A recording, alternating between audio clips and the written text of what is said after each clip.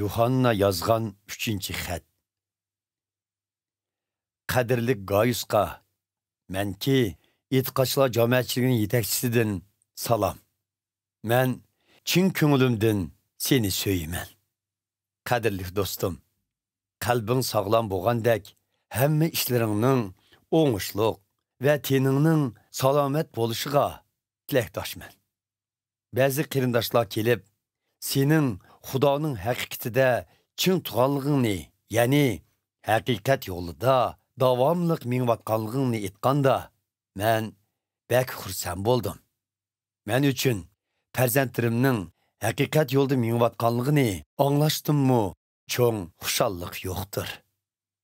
Qadrli do'stim, Ayso Masihga xizmat qilish yo'lida kelgan qarindoshlarning ba'zilari hatto sana natonish bo'lsa-mu, sen ularga yordam berib kelding.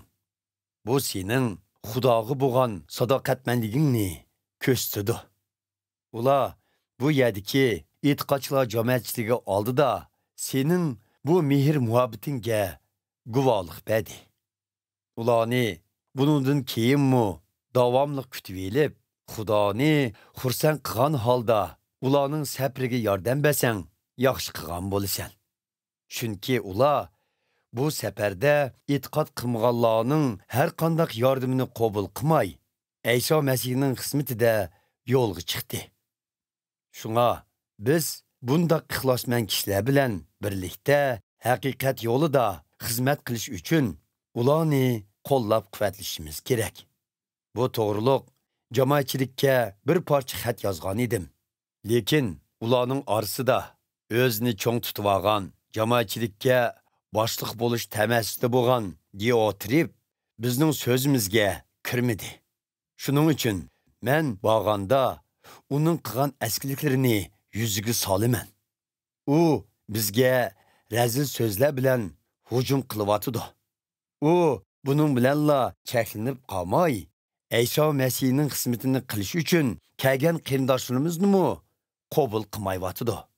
Hatto bu qarindoshlarimizni qabul qilmoqchi bo'lgan kishilarni to'sib, ularni jamoatchilikdan qo'g'lab chiqaryotdi. Qadrli do'stim, yomonlikdan emas, yaxshilikdan ulgu ol. Yaxshilik qilgan kishi Xudoga mansubdir. Yomonlik qilgan kishi Xudoni to'nib yetmagandir. Demetrga kelsak, hammanglar uni yaxshi odam deb maqtamoqda. Buni uning haqiqat yo'lda qandoq manganligidanmi bilgili bo'ladi. Bizmi uningga guvohlik beramiz. Guvohligimizning rostligini senmi bilasan.